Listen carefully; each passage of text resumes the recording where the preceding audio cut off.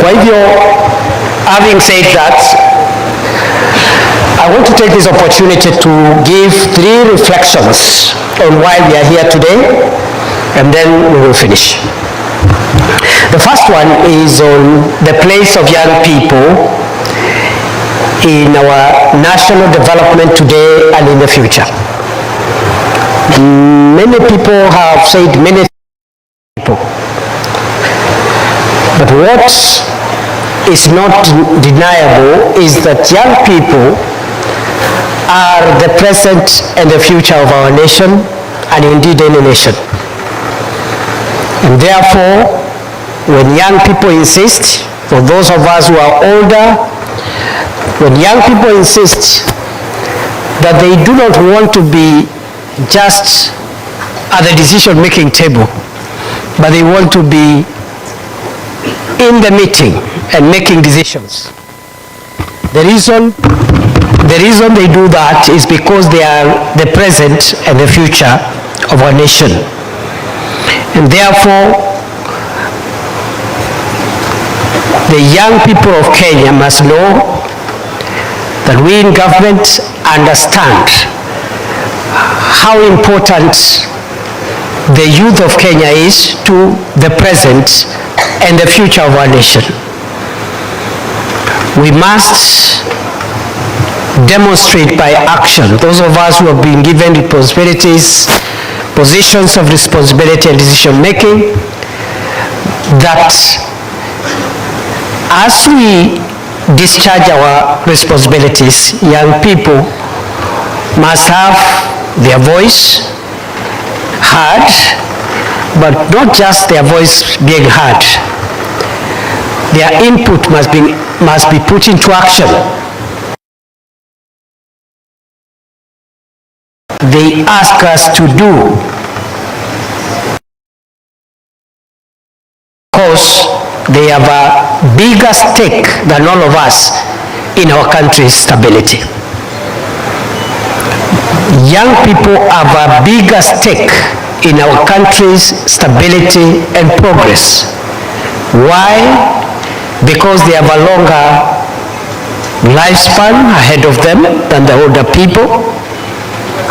And therefore, if those of us in responsibility mismanage the country, ruin the chances and opportunities for young people, some of us, the older folks, will get away with it and can manage the remainder of our lives, one way or the other.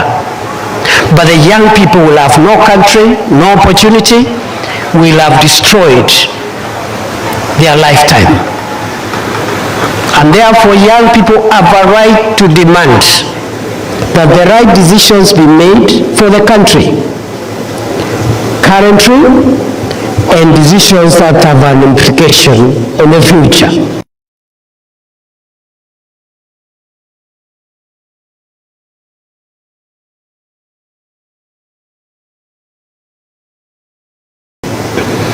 And therefore,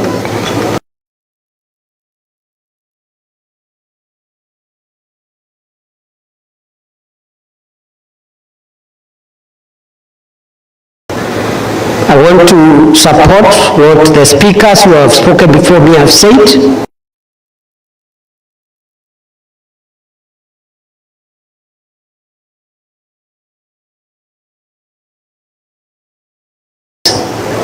An opportunity and an investment for Kenya and for our country now and tomorrow. It is true we have a number of challenges, serious challenges affecting young people today in our country.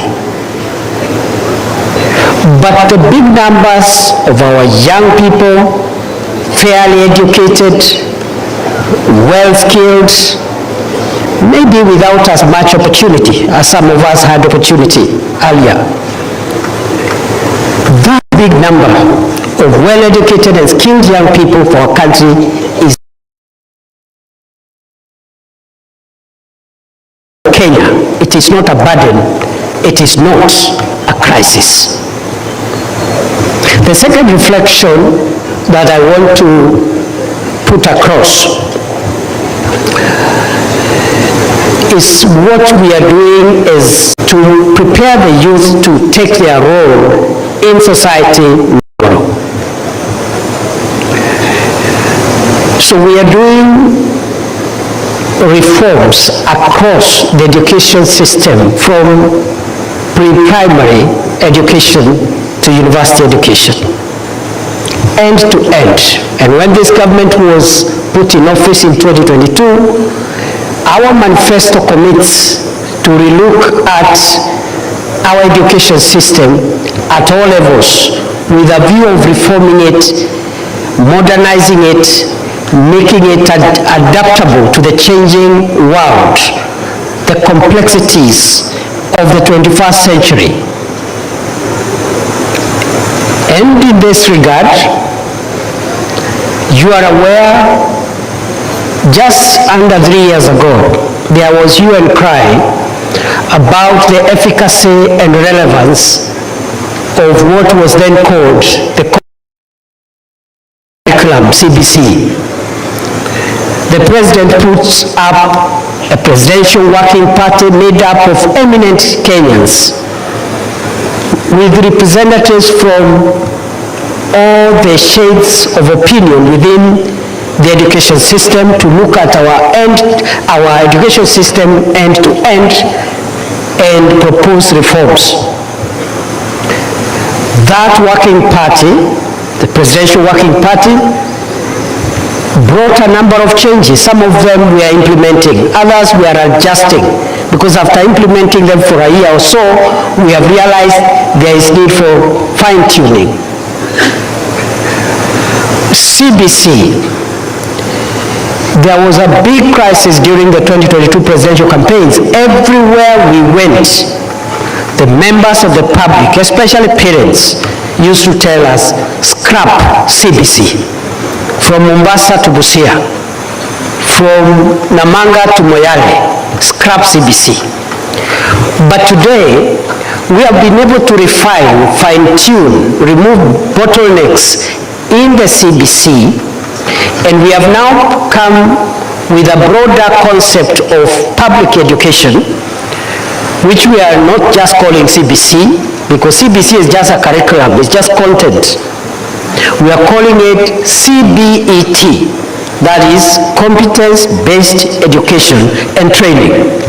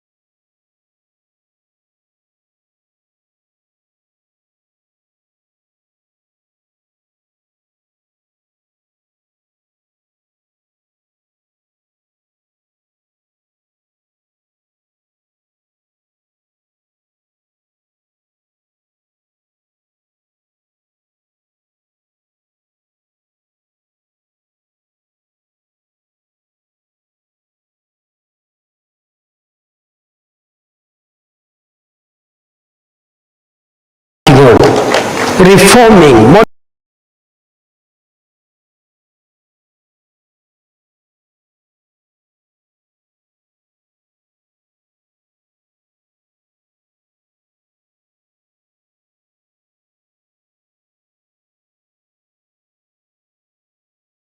physically in terms of infrastructure, we have covered good ground.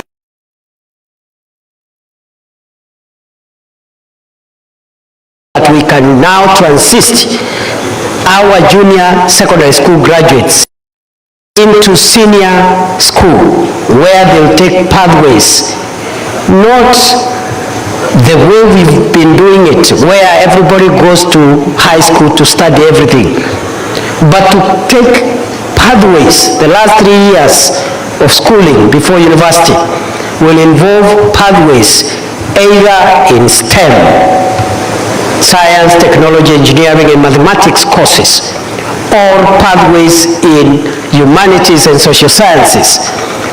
All pathways in the creative arts and that space which is emerging there in creativity and performance arts. And for me, it's not easy. That has taken a lot of government focus, because we believe a good education system is good for the young people of Kenya, is good for the country now and tomorrow. Beyond that, we have been working on reforms in the tertiary institutions, especially technical training institutes, as the minister has alluded to. In 2022, there were 297,000 technical TTI students, tertiary institution students, which is an anomaly, because normally you should have larger numbers in tertiary institutions than the numbers in the university. But we found an inverted system where you have 1 million students in university and only 297,000 in TTIs. Today, through again the hard work of our brothers and sisters in the ministry and other stakeholders, we've been able to change that structure. And from 297 by last year, we had 375,000 students.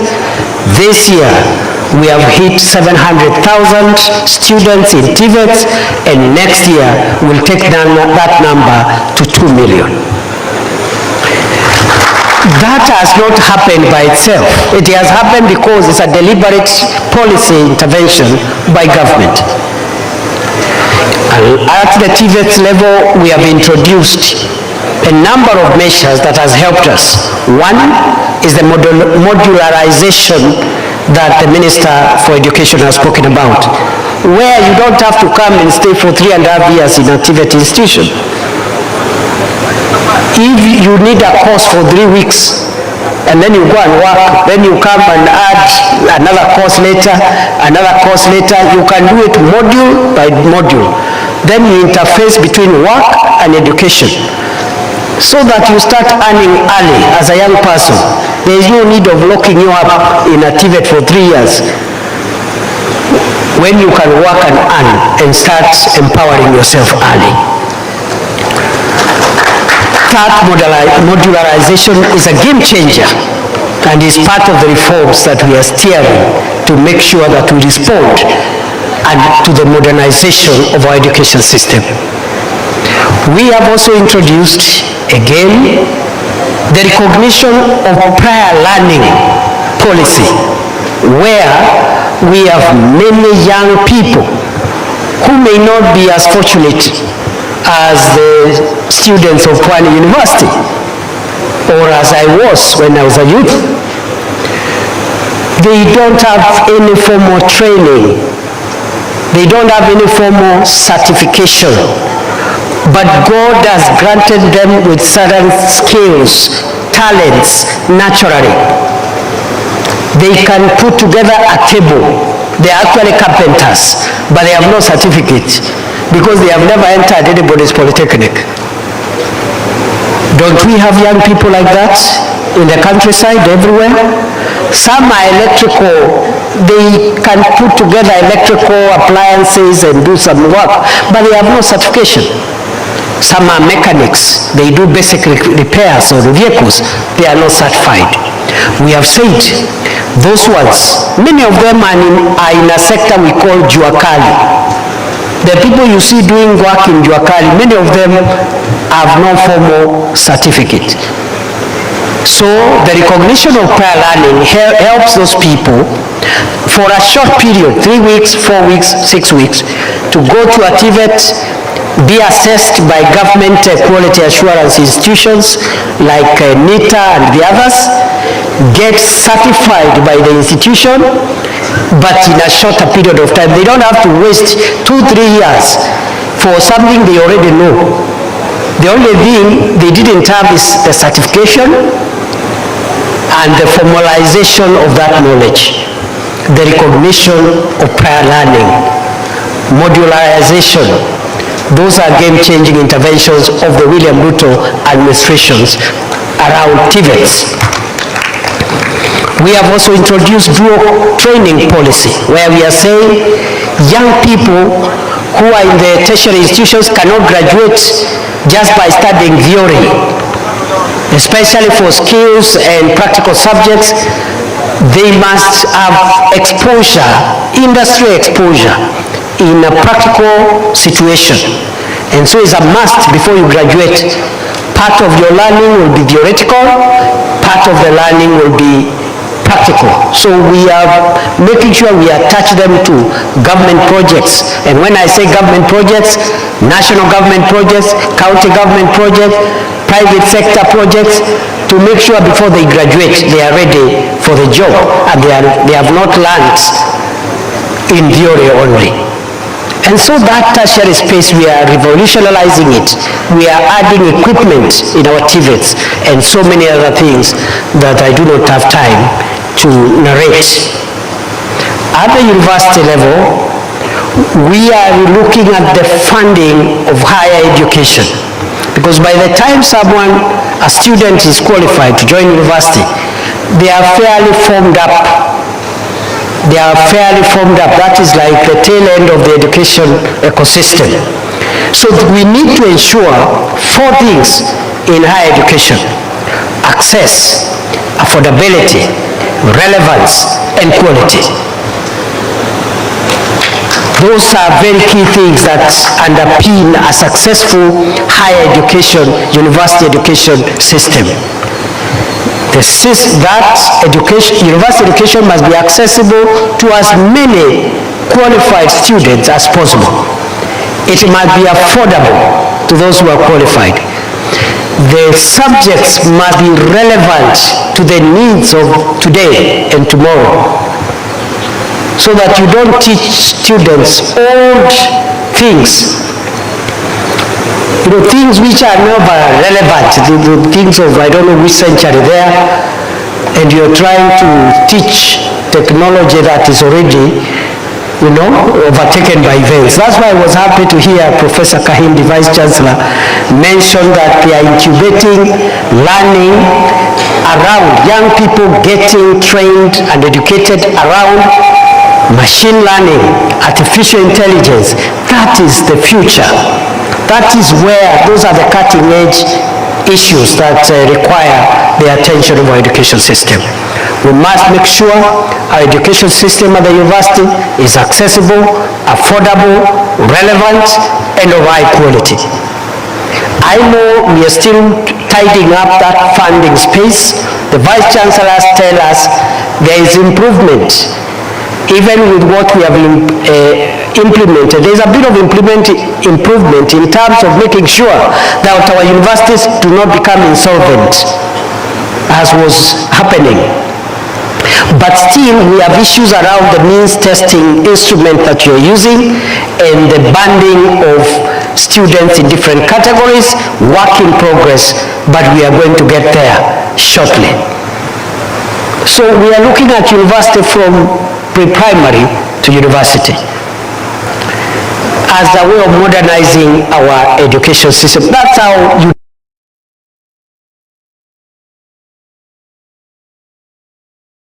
curriculum, you look at their training at all levels, you change this policy, you change the other policy, fine-tune this intervention to make sure that we have a good education system. And I like what the minister has said. You are aware last week government decided to reduce fees in the university from up to 40%, some courses a little lower than that, depending on the courses. But still there is a lot of work we need to do in our university education and tertiary education space. I am particularly impressed by the initiative taken by Pwani University. Again, Professor Kahindi and your team, congratulations. Again, the students of this university, led by, there was the Andrew Muteti. Wewe ndiye kusema hapa? Wewe ndiye rais hapa? Wewe ndiye fire hapa? Ni fire si fire. Fire si fire. Norma si norma. I didn't like your presentation Mr. Rice, Wapwani University. I like your presentation. Because many student leaders, I dare say, even of our time, when you get a chance to talk to a government official who could help in one way or the other, they just start talking about maneno ingine hapo, mambo kidogo kidogo, small things. He said two things, isn't it? He said, first of all, many comrades are suffering. They cannot afford even the fees that they are supposed to contribute. Many comrades cannot afford. Even their upkeep is a problem. So what have they done? They have come up with a bursary kitty, and I have confirmed with Professor Kahindi that the university is supporting the students to have a kitty, so that the university has a kitty for bursaries for needy students, so that they can be able to have as many students as possible completing their university education. I was very impressed. Mr. Muteti also talked about lighting, which is a security issue. Again, to make sure the learning environment here is better than it is at the moment. I want to commit of my personal and government support to make sure that those two issues you have raised, Mr. President, will be attended to. Comrades power, comrades power, fire see fire. Fire see fire. Noma si noma. Tuendelee tusiendelee. Si namna hiyo. And I want to start with those issues. Okay? I am very passionate about students having access and affording university, because I've been there. I've been a student at several levels, undergraduate, postgraduate, and so forth. But I've also been a university professor for many years.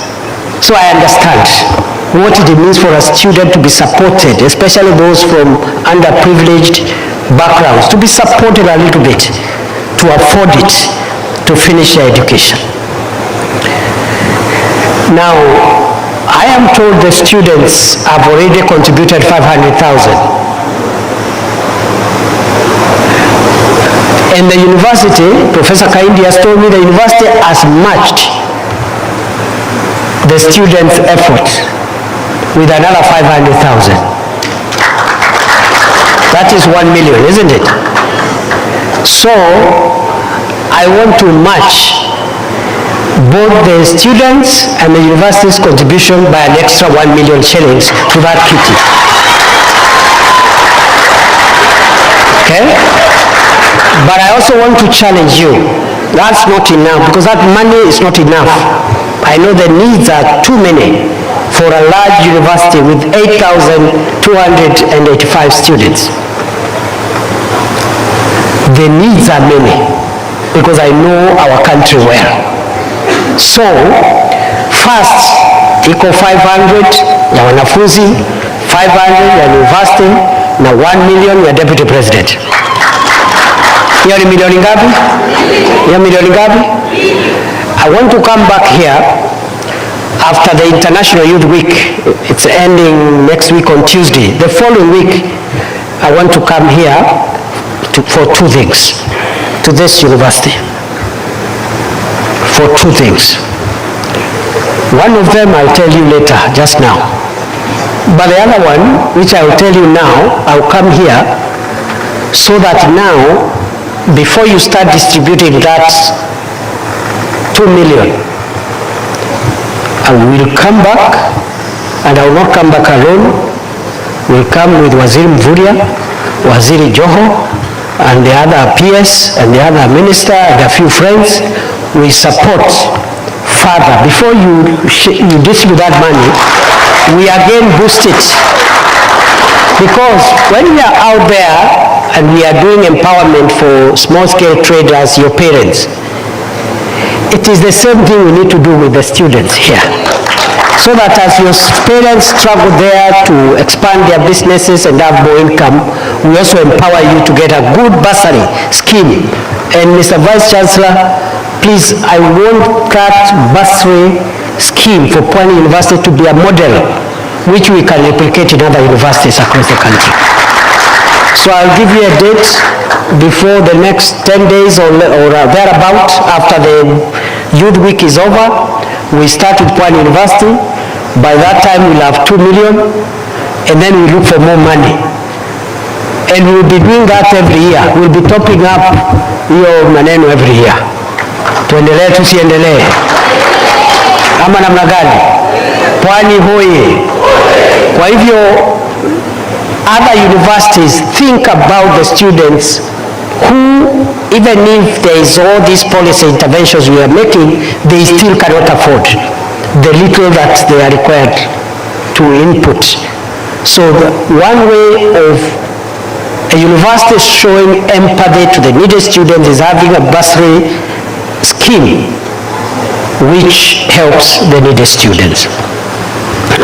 Now, the last thing that we are doing is we are trying to expand job and income opportunities for young people as a government. Many governments have always talked about the lack of enough jobs and income opportunities for young people in this country. But we have never had a program, an end-to-end view and program of job and income opportunity creation. We've done a small measure in one corner, a small intervention in another corner, but we don't have a comprehensive job creation program as a country. This administration is the first administration to come with a program that has several pillars aimed at creating jobs, increasing jobs, and also job income opportunities for young people. And therefore, people talk about Kazi Maju program, the labor mobility program. It's one of the pillars. It's not the only one. It's just one of the pillars. And I am a proud Kenyan today to know in the last under 3 years, we have been able to provide or to facilitate 400,000 young people to access jobs overseas. And there is nothing wrong for a young person in today's globalized world working from anywhere. It doesn't disconnect you from home. Today, someone working in Dubai can decide every 3 months to fly home, or at least once a year. Just the same way people from Busia who work in Kilifi go up country on Christmas Day once a year. There's no difference. It's only that one is in Kilifi.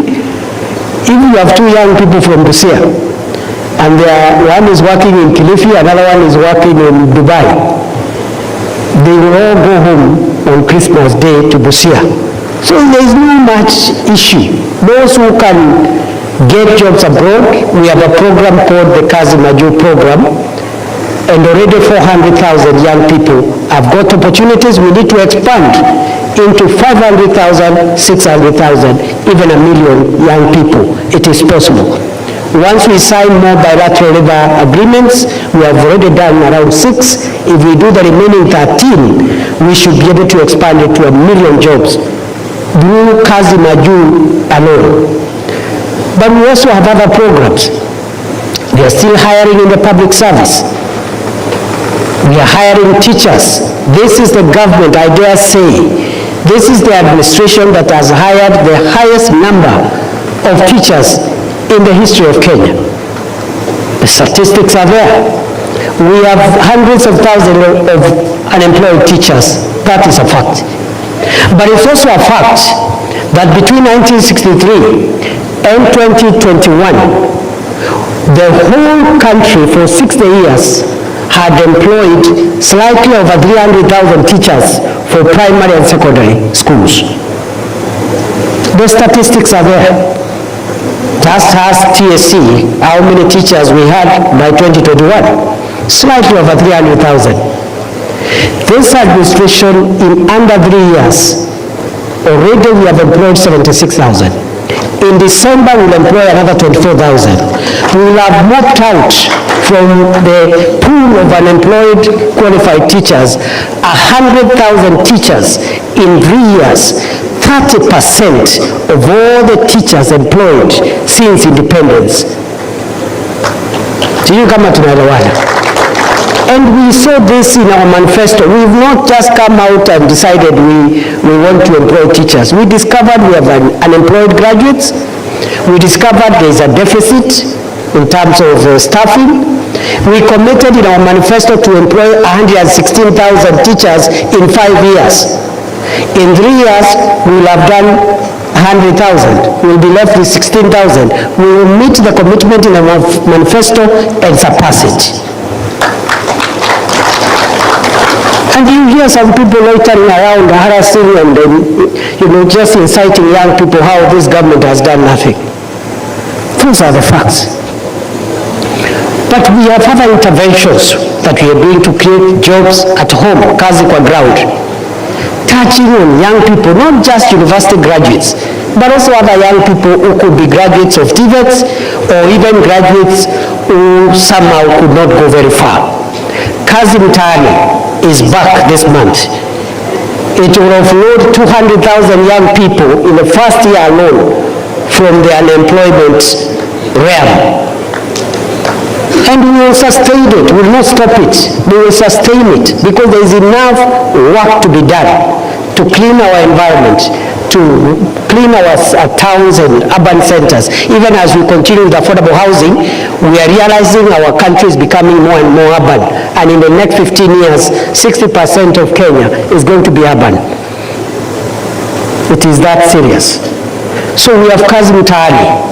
Hiyo kazi mtaani sio ya majuu, ni ya ground. Ni hapa, we are creating jobs here. They are not going to do kazi mtaani in Dubai. Ni hapa. But we also have the affordable housing program. That affordable housing program is both a housing program, but also a job creating program.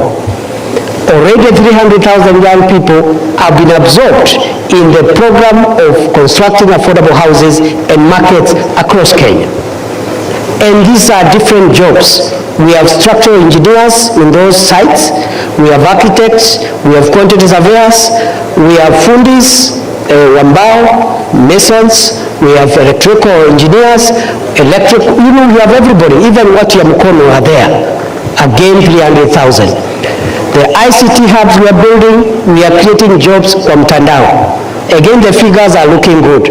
So cumulatively, we now have an idea. For the first time, the country has an idea how to fragment the job and income creating opportunities to enable as many young people to enter the job market and to have incomes. We have brought for the business, the youths in business, especially small businesses. We are introducing this year the Nyota program and KJET program. Nyota is for young entrepreneurs, business people in micro and small enterprises across the country, where 50, 70 businesses led by young people will get a grant of 50,000 shillings to expand their micro businesses. You can imagine the power of 70 businesses in every ward across Kenya, each business getting 50,000 shillings. So we have an end-to-end view. We may not be doing as well as we would like to, but at least now we have a roadmap. If you know where you are going, you will reach. Doesn't matter how far it is. But if you don't know where you are going, you will not reach because you could be traveling in the opposite direction.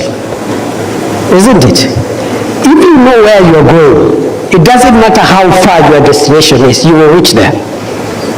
But if you don't know where you are going as a country, you will never reach your destination because most probably you are heading in the wrong direction. So we have kazi kwa ground, kazi mtaani, kazi ya affordable housing, employing teachers, employing people in the public service, employing people in the private sector, kazi kwa ground. Kazi mtandaoni through the ICT hubs that we are doing for job creation in the digital space. Kazi Maju for the young people who wants to go abroad, Nyota and KJET programs to support the young people who are doing business. Nothing will prevent Kenya from turning the youth of our country into the resource that it is supposed to be. And gradually we will offload. This is a problem that has accumulated over 6 decades because nobody was brave enough to think through. They were simply inciting young people how you are not getting opportunities and what have you. So I want to conclude by saying that what we need to do as a country now, from where I sit, even as we create the hardware of job creation and income opportunities, we must deal with the software. And the software is to work, those of us who are older, those of us who are in government especially, let's work with young people and connect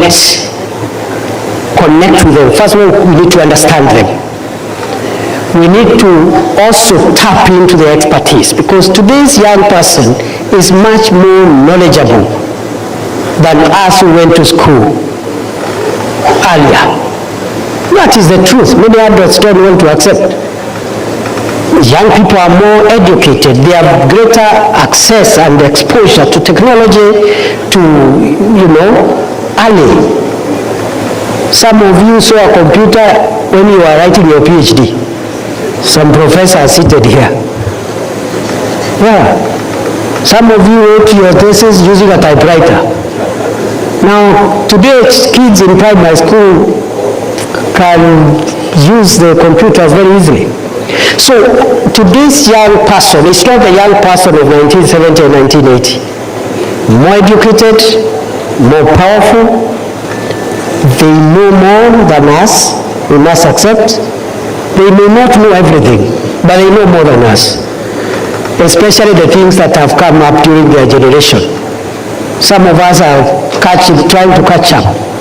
So we must learn from our young people. But also we need to engage. There needs to be an engagement because we need a transition.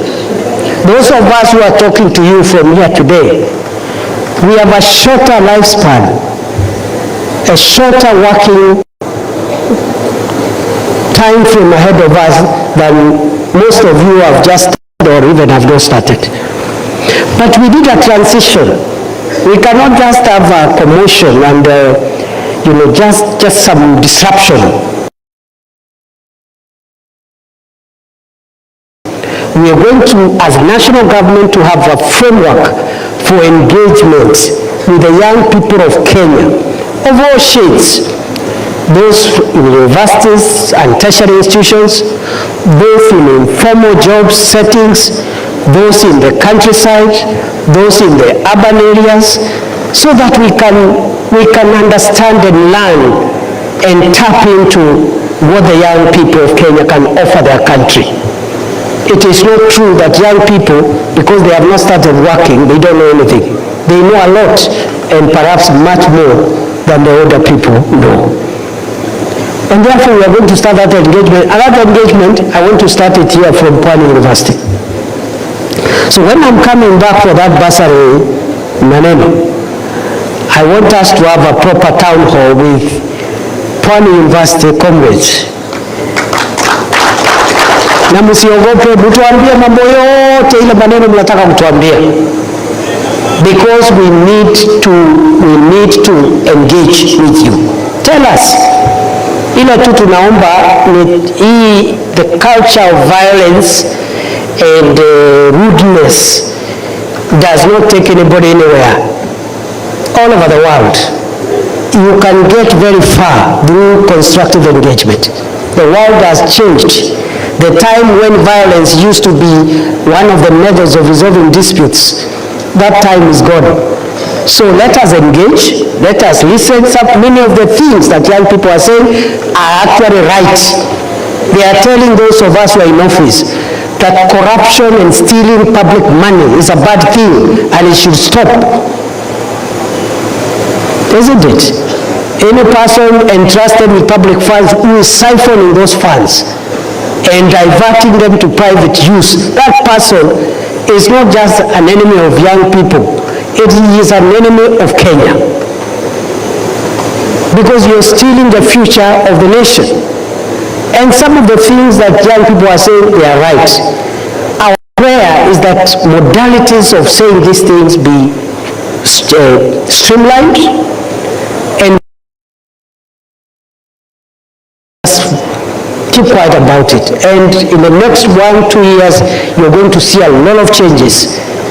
I don't want to preempt the president, but you're going to hear some pronouncements as we begin a new chapter as a country of being more listening, more accommodative, and forging a national consciousness that will take us to the next level. Even the hard topics that many of us are uncomfortable discussing, you're going to hear very soon.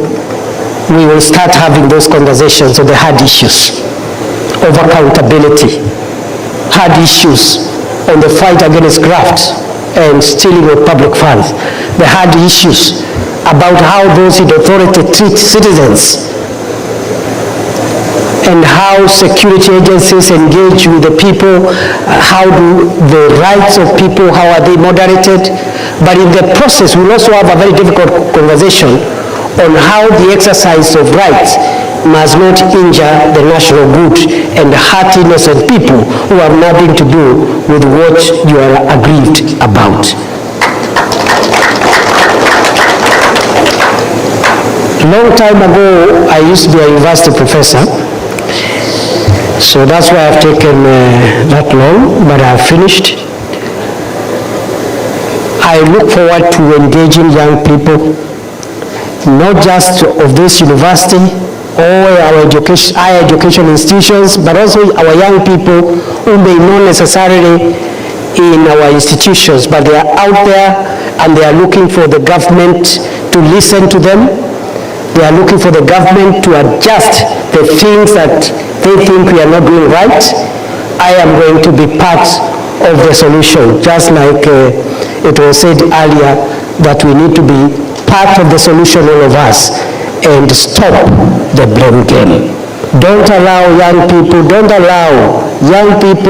the youth of Kenya, don't allow people who have had their time, people who had had opportunity, they had a career, they did all they wanted to do, and in their dying years, they want to incite you to destroy the country and leave you with a broken country. Don't allow people who have had their time to waste your time, because you need your time so that you can also get the... Thank you very much. So nawashukuru sana, nawatakia kila la heri. Mimi naomba tubalizie hapo. Kuna vile PS alisema, and this PS is 29 years old. PS is 29 years old. So, and he sits at very high decision-making levels. He has access to the head of state. So, if it is getting the agenda of young people channeled into government, the PS for Youth Affairs is there, 29 years old. I don't think the president would have done anything better. So, vijana power. Vijana power. So I want to suggest that we formally have the national anthem, and then after that, the person who was supposed to come and close can come here and close with us. And once again, the leaders who have not spoken, I apologize. We just had to do it this way, but you will always be around to have your meetings. I just thought I should share a little bit, and then we finish and leave it at there. Asanteni sana. God bless you.